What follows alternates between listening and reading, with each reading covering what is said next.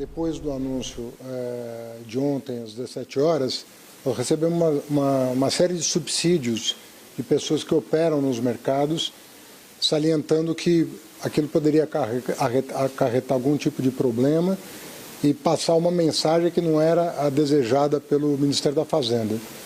E como essa questão é muito pontual, uma vez que nós anunciamos um conjunto de medidas da ordem de mais de 50 bilhões de reais ontem. O que se refere? 10 bilhões, um pouco mais de 10 bilhões de remanejamento, que é o chamado bloqueio. Você bloqueia uma rubrica e transfere recurso para outra. Isso que é o bloqueio, né? O remanejamento para cobrir despesas obrigatórias, o contingenciamento de mais de 20 bilhões e a parte das receitas, um pouco mais de 20 bilhões também. Então, ontem, o conjunto de medidas é em torno de 50 bilhões de reais para fechar o ano com a tranquilidade que nós tivemos o ano passado. Então, é uma medida dura, mas, na nossa opinião, na direção correta. Esse item é um item muito residual desse acervo, desse conjunto de medidas. E nós entendemos que, pelas informações recebidas, valia a pena fazer uma revisão desse item para evitar especulações sobre objetivos que não são próprios da Fazenda nem do governo, né? De inibir investimento fora, não tinha nada a ver com isso, então nós entendemos que era correto fazer uma revisão disso, né? Ontem eu conversei com a equipe ao longo da noite, virtualmente, o Tesouro e as secretarias envolvidas, a Receita e o Tesouro sobretudo.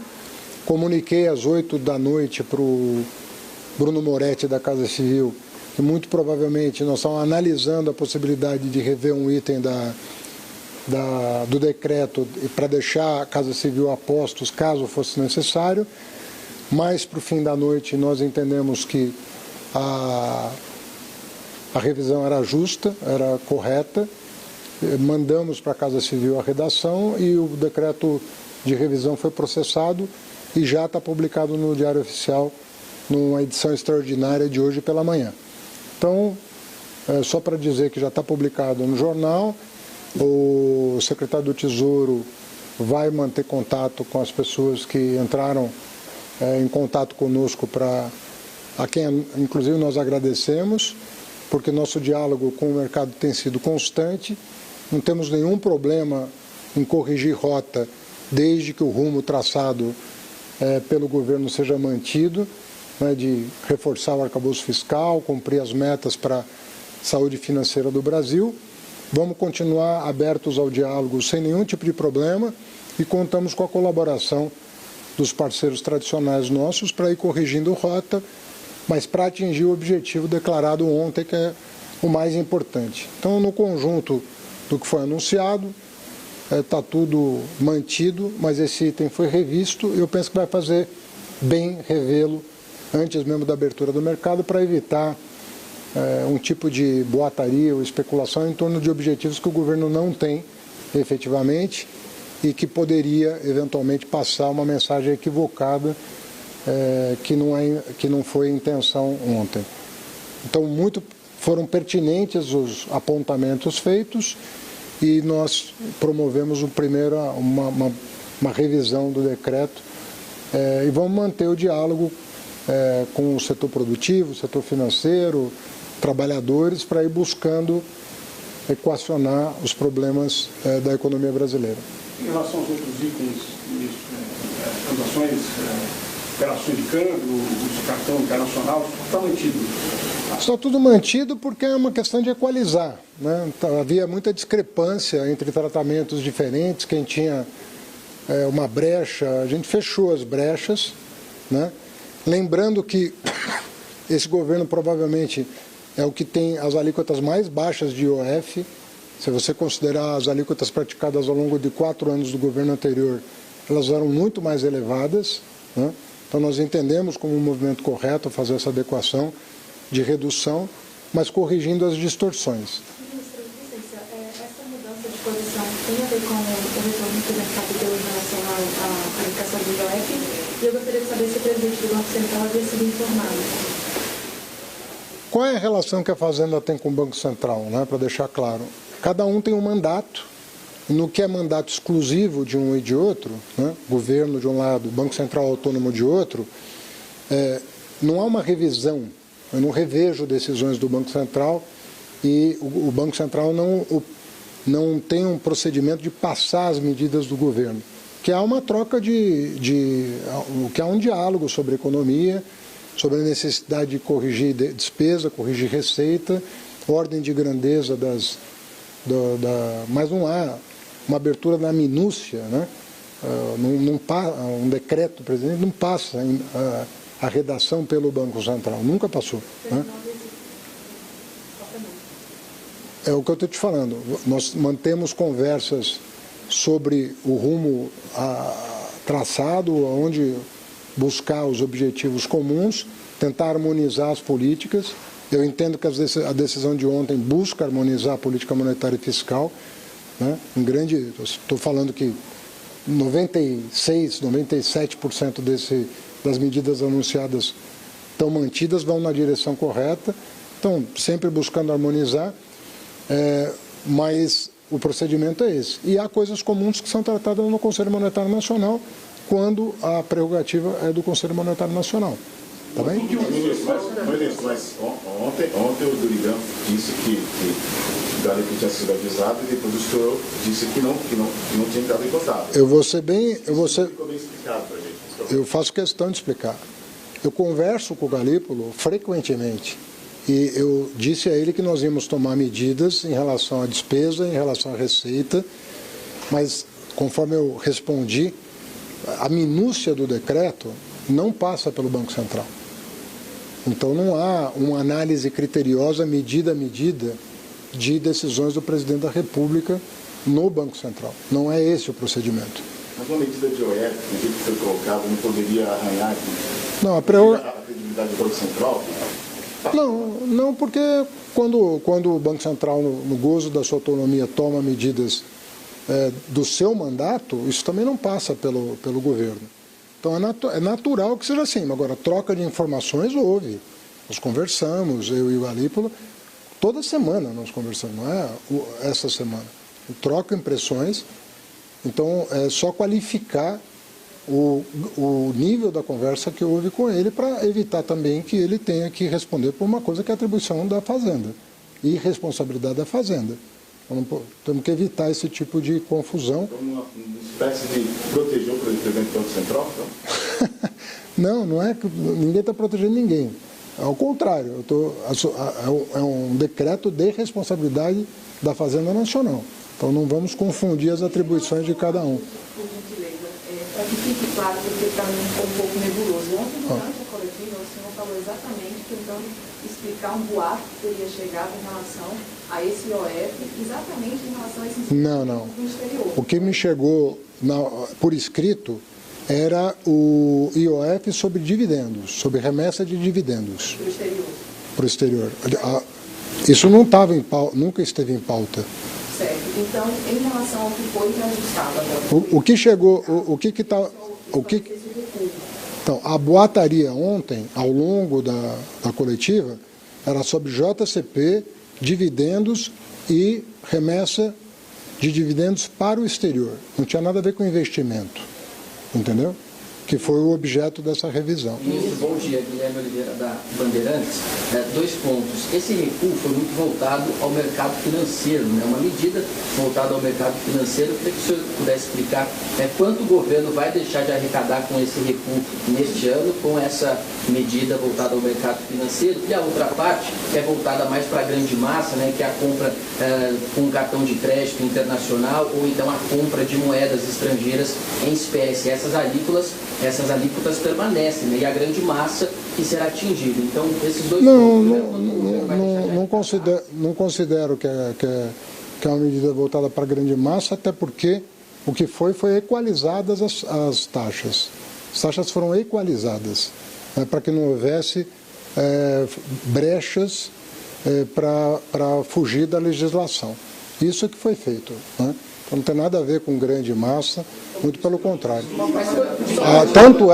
Não, tanto é que o IOF de crédito de pessoa física está completamente excluído da medida. E quanto o contrária.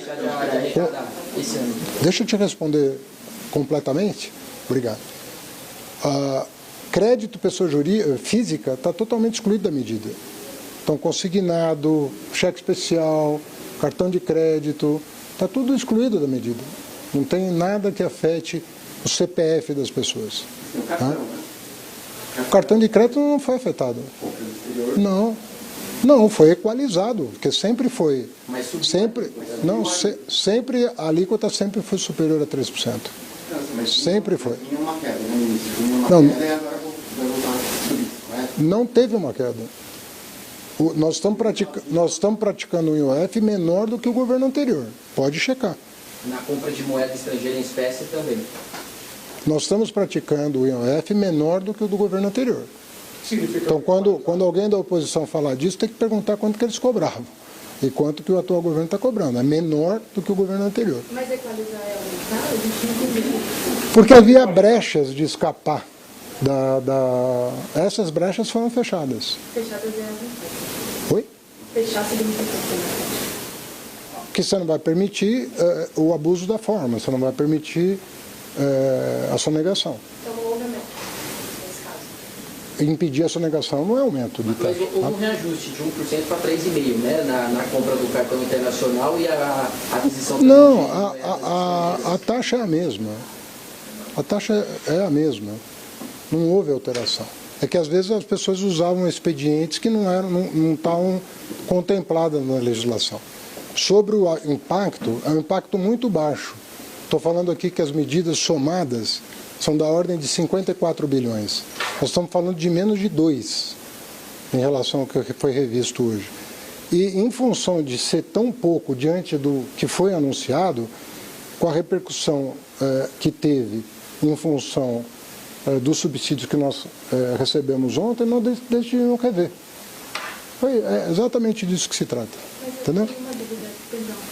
Dentro dessa revisão, se vocês também anunciaram esse contingenciamento de gastos. Sim. Essa revisão, de alguma forma, ela afeta o teto de gastos? Se ela vai afetar a arrecadação que vocês têm? Nesse patamar, pode sim, e nós podemos ter que Fazer novas medidas no futuro para compensar? ou ampliar o contingenciamento, ou alguma coisa desse tipo. Podemos ter que fazer ao longo da semana um ajuste nessa faixa. E aí, o que vocês já tem alguma coisa em mente? Nós tomamos uma decisão ontem, 11 horas da noite. Eu virei noite redigindo o decreto para autorizar a publicação imediata. Você tem um tempo para escrever sua matéria, eu tenho que ter um tempo para escrever a minha. Tá tudo... O importante é que foi revisto e nós temos uma semana para divulgar o decreto de execução orçamentária.